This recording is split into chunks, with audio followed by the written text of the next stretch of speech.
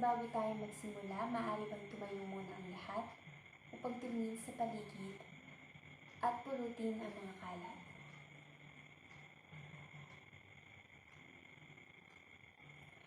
So, panatiliin muna nakatayo upang i-check kung sino ang mga lumiban sa klase ngayon. Mayroon po bang mga lumiban sa klase ngayon? Taas po ang kamay ng mga nandito.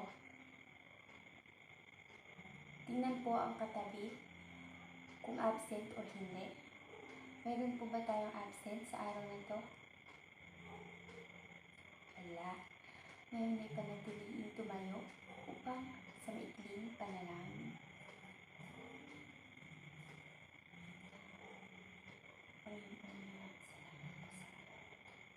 Nabibigyan ng pangalakas at nilay ang bawat mga bata. Sino po sila? May sapat na kaalaman at malawak ng pag-unawas sa araw na tagayin po sa mga panatiliin po silang ligtas sa pag-uwi at pagpasok. Panatiliin malusog, maayos, magandang pangangatawan ng bawat isa. Malamang po. So, bago tayo magsimula, ay meron tayong classroom rules. So, ano bang una? Ang tenga at ang mata ay nakainin mo lamang. Nakaiman. Pangalawa ay maging matahimik lamang. Magsasalita lamang kapag ako ay tatanong. Pangalawa ay umupo ng maayos. So, bago po tayo magsimula sa ating bagong tatalakayin, ay may papakita po kasi inyong larawan. Ito po, larawan nasa ibaba. Ano pong napapansin niyo dito? Ito ay ruler. Saan po ba ginagamit ang ruler?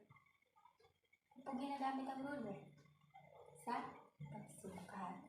Ngayon, tungkol sa pagsukat ang ating tatalakayin. Ito ay tungkol sa non-standard units of length. Ano nga ba ito? May idea po ba? Yeah. Sa pagsukat, non-standard units of measuring length, the non-standard units do not have any fixed measurement in numbers. So it means, ito daw ay walang sukat, walang tamang sukat na numero. These units are often based on objects' body parts. So, nasusukat natin ito, pwede natin gamitin ang ating mga body parts katulad ng, ano ba yung mga body parts natin? Kamay at paa. Pwede rin po ating braso. Non-standard unit include measurement using handspan. Yan, nakapansin natin. Foot span, cubit, pace, finger width, or yung sukat ng ating mga daliri. Thread or rope, or lubid. So, tinutukoy ko dito yung mga bagay na nasusukat gamit ang mga parte ng katawan, hindi gamit ang mga pansukat katulad ng ruler or pinita. So, may papakita po kasi yung mga retrato.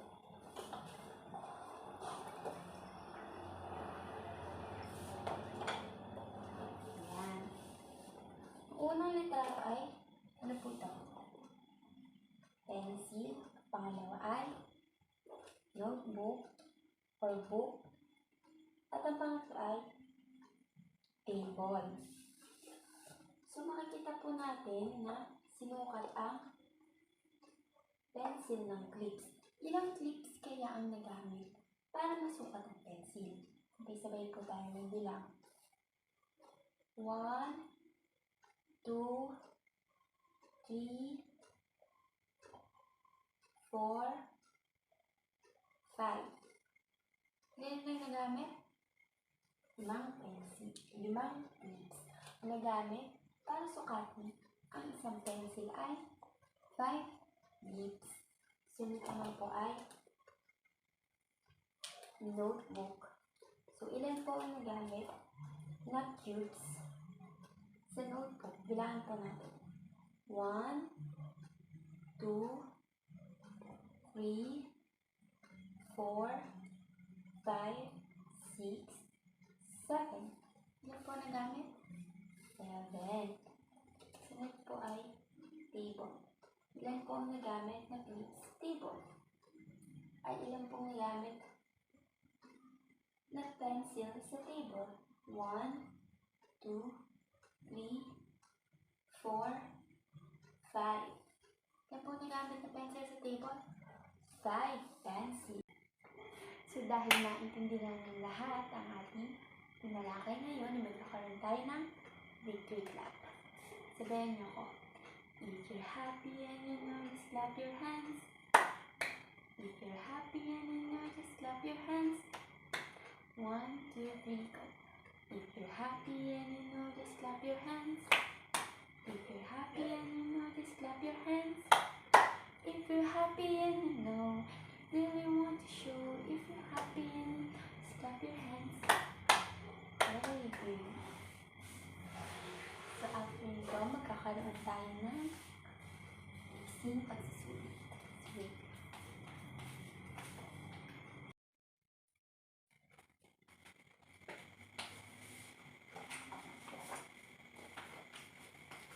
Kakaroon tayo ng ikling pagsusulit patungkol sa ating pinag-aralan. So bago ko muna ito ilagay, tatanungin ko ang sa'yo kung ano nga ba ang ating napag-aralan patungkol sa pagsusukat gamit ang ating mga kamay or body part natin. So magbigay nga kayo ng halimbawa ng body part na pwede natin gamitin pag sinukat natin ang papel. Pwede natin gamitin ang kamay at ang ating braso. Pwede din natin gamitin ang paper clip box na ito. So, ibibigay ko sa inyo ito at bibigyan ko kayo ng mga clips upang sagutan ang pagsusulit pagkatapos ay ating sasagutan. Magtatawag ako sa ating fish pans na merong mga ninyo. So, ipamimili ko muna ito isa-isa.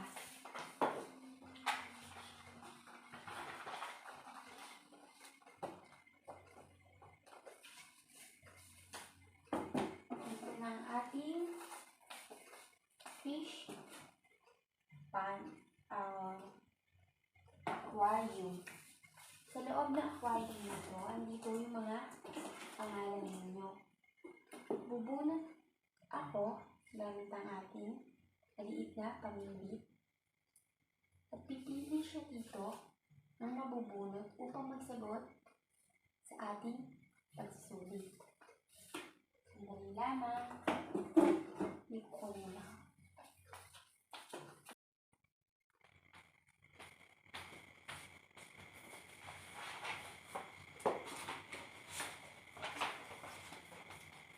Ngayon ay nakuha ko na yung papel. Ay bubunot na tayo ngayon upang magsagot sa ating unang tanong. Ang unang tanong ay,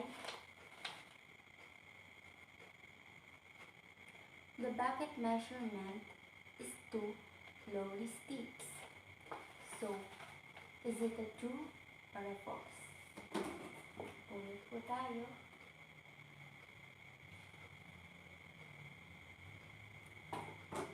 Ang nabunot pa natin ay si Miracle. So, anong sagot sa unang tanong? Is it a true or a false? Is it?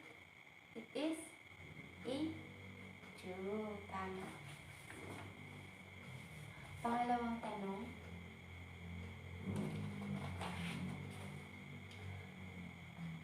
The desk measurement is 5 trolley sticks. So, is it Is it a true or a false? 5 joysticks daw ang table. So, tingnan niyo sa papel niyo if 5 joysticks ba yun. Subunin tayo.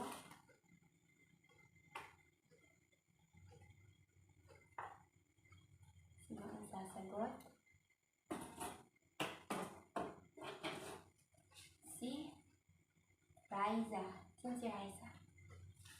So, 5 joysticks nga ba ang desk? True or false?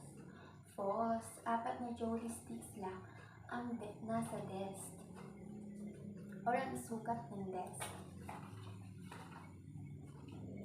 Sunod ay pangatlong tanong.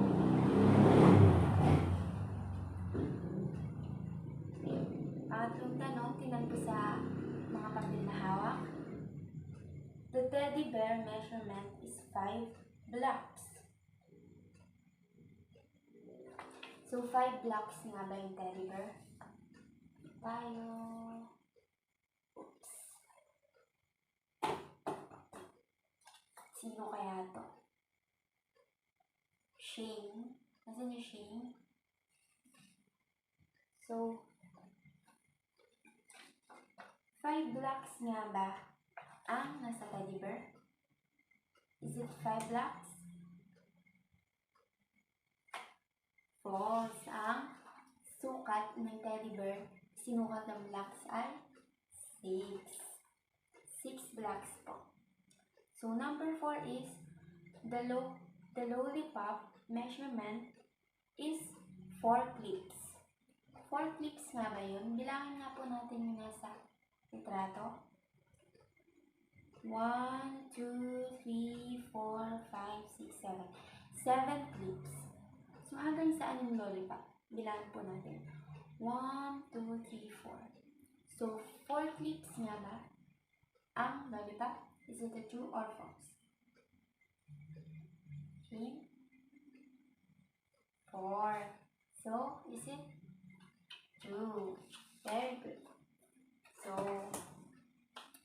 the last one would be the watch measurement is 6 clips. So, bilangin po natin ang clips sa ibabaw na watch. 1, 2, 3, 4, 5, 6. 6 clips. So, is it a true or false? So, bulit pa tayo. Sino sasagot?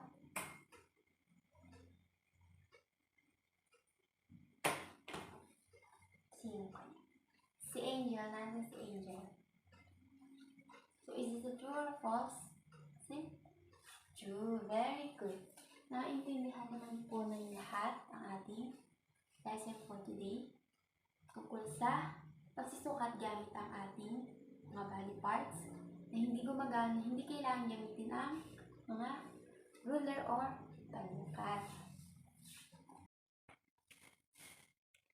So, bago mag-uwi ang lahat ay mayroong assignment si teacher. So, isulat ito sa inyong kwaderno. Assignment, draw 5 things around your house that you can measure with the use of your body parts or personal things and write under them the measurement. So, mag-drawing kayo ng 5 bagay na nakikita nyo sa inyong bahay o sa paligid nyo. Pwede natin gamitan ang ating body parts para sukatin. So, isulat natin sa kwaderno at ipapasa natin next week. So, huwag kakalimutan gawin ang assignment. Alam mga bata.